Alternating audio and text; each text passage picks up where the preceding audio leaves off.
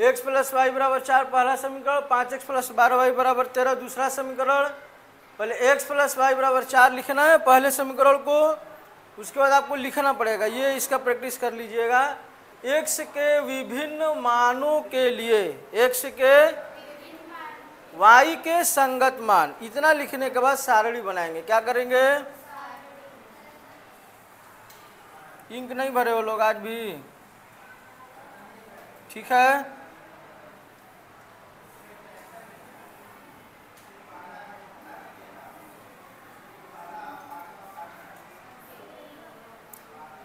एक खाने में लिखना है x और दूसरे खाने में क्या लिखना है? y। ठीक है, x प्लस वाई बराबर 4 पहला समीकरण ले लिए हैं, ये हिंदी वाला प्रैक्टिस कर लीजिएगा। x के विभिन्न मानों के लिए y के संगत मान, इतना लिखने के बाद सारणी बनाएंगे। ठीक है, कम से कम 5 लेंगे। कितना लेंगे? जरूरत पड़ने पर आगे भी बढ़ा सकते हैं। समीकरण लिखिए पहला, देखिए अब यहाँ कैलकुलेशन करना है। x प्लस वाई बराबर 4, ठीक है ना, तो x बराबर क्या आ जाए, y बराबर क्या आ जाएगा? 4 माइनस एक्स। x को उधर ट्रांसफर कर देंगे, y का मान निकालना है ना। क्या लिखा है? x के विभिन्न मानों के लिए y के संगत मान, किसका मान निकालना है? y का। तो y यहीं रहेगा, x को ट्रांसफर कर देंगे, तो इधर पहले से 4 है और ये x प्लस का उधर जाएगा तो माइनस का। यहाँ तक समझ में आया? अब देखो x का मान हमें अपने मन से खुद से रखना है, और y का मान निकल के आ जाएगा। तो हम 0 से स्टार्ट करेंगे। अगर x का मान 0 होगा, अगर x का मान, तो y का मान कितना आएगा? 4 है, और माइनस x की जगह पे क्या रख देंगे? 0। तो 4 में से 0 जाएगा तो कितना आएगा? 4 ही आएगा। तो अगर x का मान 0 है तो y का मान कितना आएगा? 4। ठीक है, अब बताइए अगर x का मान 1 रख दिया जाए तो y का मान कितना आएगा? 4 माइनस 1, x की जगह क्या रखना है? 1, तो 4 माइनस 1 कितना हो जाएगा? 3। ये छोटा कैलकुलेशन है, ऐसे ही हो जाएगा, लिखना नहीं पड़ेगा। x का मान अगर 2 रख दिया जाए तो 4 और माइनस 2 कितना जाएगा? ठीक, x का मान अगर 3 रख दिया जाए तो 4 और माइनस 3 कितना हो जाएगा? 1 हो जाएगा। x का मान 4 रखोगे तो कितना आएगा? 0 आ जाएगा। 5 रखोगे तो 4 वाला तो हो गया, अगर 5 रखोगे तो कितना आएगा? x का मान अगर 5 रख दिए तो y का मान कितना आ जाएगा? बताओ। 4 प्लस का और 5 तो घट के कितना आएगा? माइनस 1। ठीक है ना, अब इधर आ जाओ। x का मान 5 बार में रख लेना, कम से कम कहाँ तक रखना है? 5 तक। ठीक है, उसके बाद फिर दूसरे समीकरण के लिए सेम प्रोसेस को अपनाएंगे। दूसरे समीकरण के लिए, और हमें उभयनिष्ठ मान को देखना होगा। तो दूसरा समीकरण क्या है? 5x प्लस 12y बराबर 13। ठीक है ना, तो 12y बराबर 13 और 5x उधर जाएगा तो माइनस 5x। y का मान निकालिए, y बराबर 13 माइनस 5x, और यहाँ पे जो 12 गुणा में है वो किस में आ जाएगा? भाग में आ जाएगा। ठीक है, अब यहाँ पे भी वही काम करेंगे। एक सारणी बना लीजिए, यहाँ x और यहाँ y। यहाँ क्या लिखाएगा? यही सेम चीज, x के विभिन्न मानों के लिए y का संगत मान, यहाँ पे वही लिखाएगा। x के विभिन्न मानों के लिए y के संगत, ठीक है।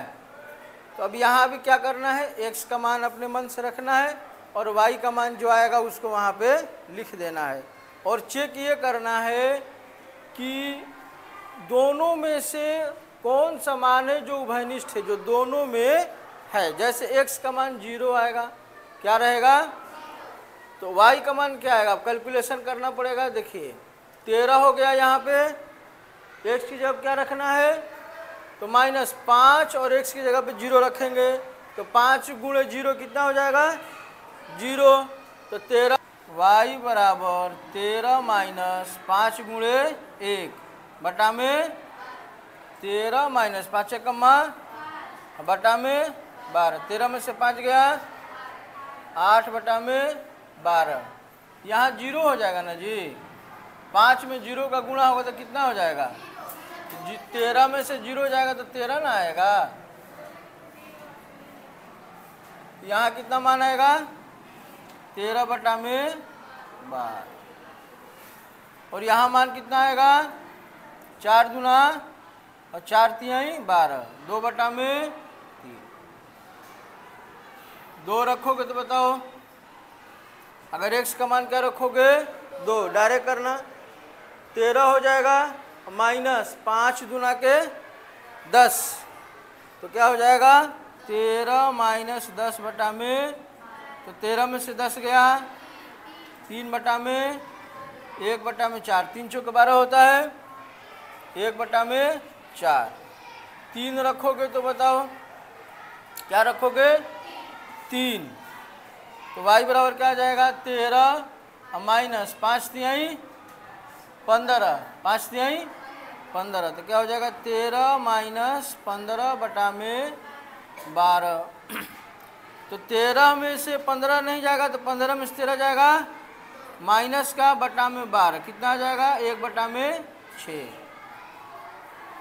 आपको चेक करना है कि किसी न किसी मान पे बराबर आना चाहिए। अभी बराबर नहीं आ रहा है, ये सब बटे में आ रहा है। किस में आ रहा है, बटे में आ रहा है। 12 रखोगे तो कितना आएगा, 13 - 5 चौके 20, 13 - 20 बटा में 12, कितना आ जाएगा -7 बटा में 12, -7 बटा में 5 रखोगे तो बताना, 13 - 5 चौके 20, सॉरी 50 25, और बटा में 13 में से 25 जाएगा, बोलिए 12 से 12 कट गया, -1, यहाँ कितना आ गया, ध्यान से समझिए।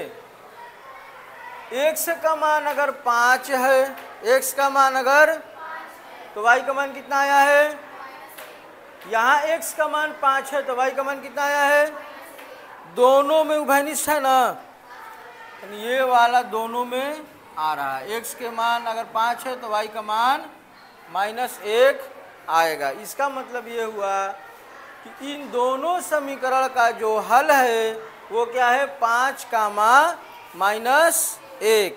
तो लास्ट में क्या लिखेंगे, अतः दोनों समीकरण का हल, दोनों समीकरण का x का मान कितना है 5, y का मान कितना है -1, 5 का मान -1।